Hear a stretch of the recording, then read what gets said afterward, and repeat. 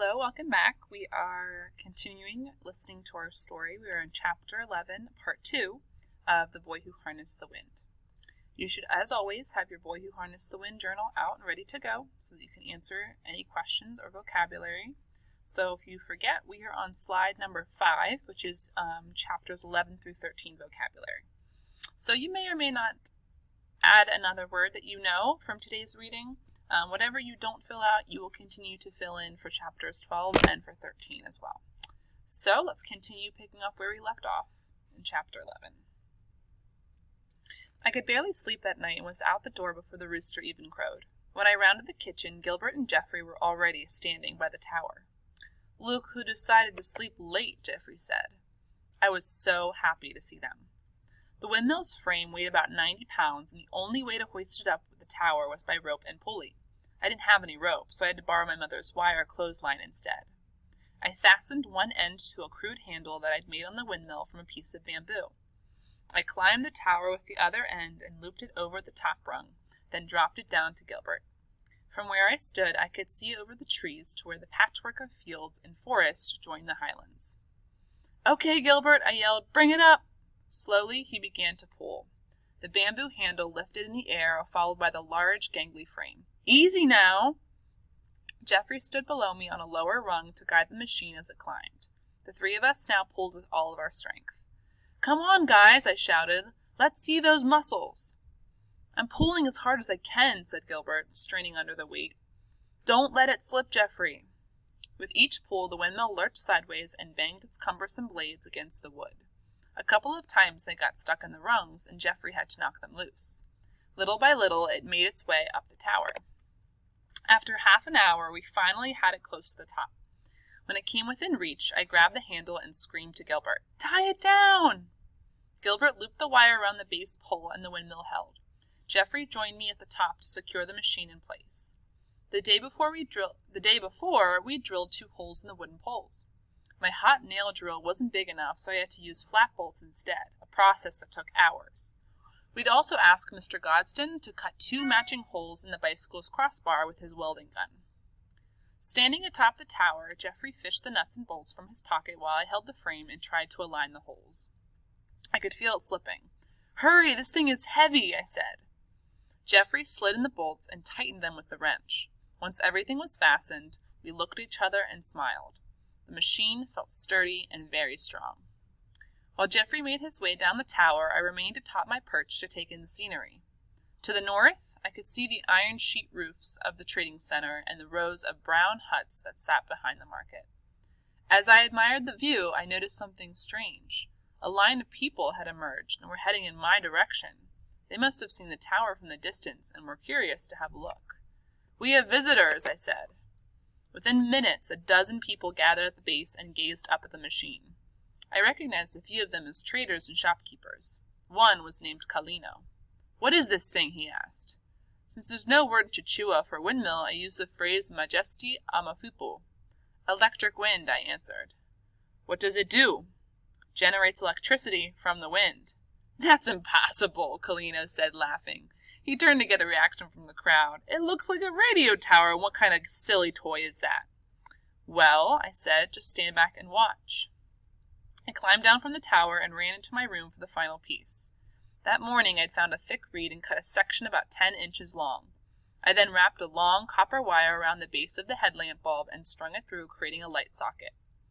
Holding the socket and bulb, I climbed the tower and connected their wires to the ones from the dynamo. As I worked, more and more people arrived, and I could hear their chatter. "What do you suppose he's doing now?" asked a farmer named Banda.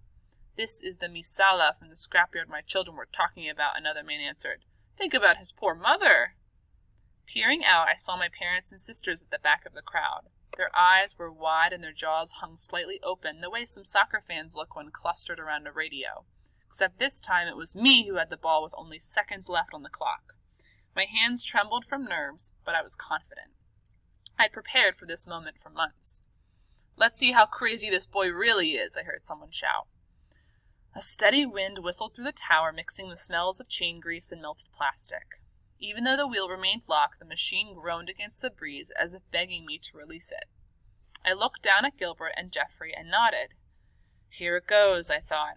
I jerked the wheel loose and the blades began to spin. The chain snapped tight against the crankset and the tire slowly turned. Everything happened in slow motion. "Come on," I said. "Don't embarrass me now." Just then a strong gust flung me backward. The tower began to rock so much that I wrapped my elbow around a rung just to hang on. Inches above my head, the blades began to buzz like a set of angry propellers. I clutched the bulb, waiting for my miracle. Then it came. A flicker, a flash, then a burst of bright, magnificent light. My heart nearly exploded. "Look!" someone shouted. "He's made light! It's true what he said!" A group of children pushed through the crowd. "Look how it spins! Let me see!" I threw my hands into the air and shouted with joy, laughing so hard I became dizzy. I held the bulb in triumph and addressed the unbelievers. "Electric wind!" I shouted. "I told you I wasn't mad!" One by one the people began to cheer. They waved their hands and shouted, "Wachapoina! Well done! You did it, William!" "That's right," I said, "and now I'm going bigger. Just wait and see." The crowd shouted questions and gathered around Gilbert and Jeffrey, grilling them for details. Those two guys couldn't stop grinning. I stayed on the tower listening to the blades and taking in the scene. I finally came down when the bulb started to burn my hand. My wire wasn't long enough to use the bulb anywhere but the windmill, so late in the afternoon I attached it to the top rung and left it. I was still so high from the experience that I went to the trading center to burn off some energy and relish in the glory. Once I reached the market stalls, I looked back to the valley and saw the light still flickering through the heat waves. "What is that thing?" said a man nearby, clutching a sack of tomatoes. "It's catching the wind just like a helicopter." The tomato seller was my mother's friend, Maggie. "Well, the owner is right here. Why don't you ask him?" "Is this true?" he said. "How is that possible?" I explained it to him the way I did everyone. "I still don't understand," he said. "I need to come see for myself." For the next month, about 30 people arrived each day to stare up at the light. "How did you manage such a thing?" they all asked. "Hard work and lots of research," I replied, not trying to sound too smug. Many of them were traveling businessmen from other districts. To them, the windmill became a kind of roadside attraction while passing through Wind Bay. Other people came from outer villages with chickens and maize strapped to their bicycles. Women balancing sacks of flour on their heads stopped and spoke with my mother. "God has blessed you," one said. "You have a child who can perform wonders. You'll never complain about kerosene again." The men approached my father. "Your son made this?" "Yes." "Where did he get such ideas?" "From books." "They teach this in school?" "No, he did this on his own." That month I helped clear the fields and prepare them for planting, working each day with joy in my heart. If I was in the fields near the windmill, I would pause in between swings of my hoe and just watch it spin. One night I was playing Bawa with Jeffrey and Gilbert near the barber shop when the lights went out from a power cut. While everyone was cursing the dark, I snuck home and connected the bulb, then ran back. "Oh, I hate these power cuts," a man complained, leaving the barber shop with only half a hair cut. "What power cuts?" I said with a smile. "Have you chaps seen my house?" Mr. Iponga, the barber, leaned out of his shop, still clutching his dead clippers.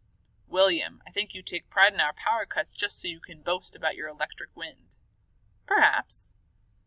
The next month I started working on lighting my house using the windmill. To do this, I needed loads and loads of electrical wire. But as usual, I had no money to buy any. Then one afternoon, Gilbert and I were at Charity's house when I noticed long sections of copper insulated wire, the very kind I needed, being used as clothing line. In fact, a whole spool of this stuff sat in the corner of the room. "Hey, man," I said to Charity, "how can you play around with this wire when I need it so much?" Someone had given it to him as a payment for Ganyu, he said. "But since you're my cousin, I'll give you a discount." I was on my way to the trading center to look for a job when Gilbert pulled out 100 kwacha and gave it to Charity. Just like that, I had 30 meters of copper wire. "I promise I'll pay you back, Gilbert," I said. "Don't worry about it. Just put lights in your room." Once again, when all hope seemed lost, Gilbert came to the rescue. I ran toward home, clutching the heavy spool. As I flew down the trail and into the valley, I could see the windmill spinning in the distance. Now every time I saw it, my stomach did a flip. I unspooled the wire enough to measure the distance from the windmill to my room, then clipped it with my knife. Clutching one end, I climbed the tower. A windmill in motion was a hazardous work environment. The blades were spinning so fast I had to be careful or else I'd end up with a haircut. Also, the dynamo was producing real electricity. As I unhooked the bulb and attached the new wire, I was mindful not to cross them or I'd get a shock. To be extra safe, I wrapped a jumbo bag, which is plastic and doesn't conduct electricity, around the junction where the wire is tied together. The roof of my bedroom was made from pallets of grass wrapped in plastic sheeting, each supported by several wooden beams. Standing on a ladder, I wrapped the wire 2 turns around the middle beam, the one nearest my bed, then popped a hole through the pallet and lowered it down into my room. Inside, I made some final attachments, then pulled the bulb from my pocket. I may not be touching the wall to get light, I thought, thinking back to Gilbert's light switch, but this is close enough. I connected the reed and the bulb, and in an instant my room was illuminated. I ran to the door and slammed it closed, then marveled at the new electricity. For the first time ever, I had my own lighted space. That evening after supper, I lay in bed and just stared at the bulb. It flickered yellow to the rhythm of the spinning blades outside, bright enough to read the library books I'd stacked up around me. I heard a knock at the door, and soon my family had crowded into my room. "Look, it's William staying up past the dark," my father said. "Congratulations," said my mother. "We'd also like to have lights in our rooms. Think you can manage?"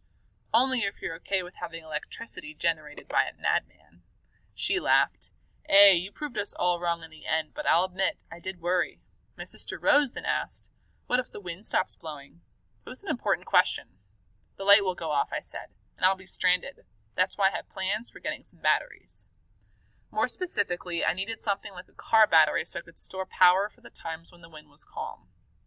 A car battery is also big enough to power the entire house. Once I had one, my family could finally toss out those kerosene lamps and live like modern people. And lights were just the first step. The next windmill would pump water for our fields and give us more food. Windmills would be our front line against hunger. That first night with light, I stayed awake reading Explaining Physics, trying to prepare for my next step. I read for hours, long after everyone was asleep, while the termites feasted on the roof and clouds of red dust pushed under the door. As usual, a strong wind was blowing. And that's where we'll stop with chapter 11. So we have chapter 12. We just have 3 more chapters left in our story. If you can fill in any of the words from the remaining chapter 11, either conductor or voltage, if you haven't filled those out yet, fill those out to your slideshow, and then you will be finished.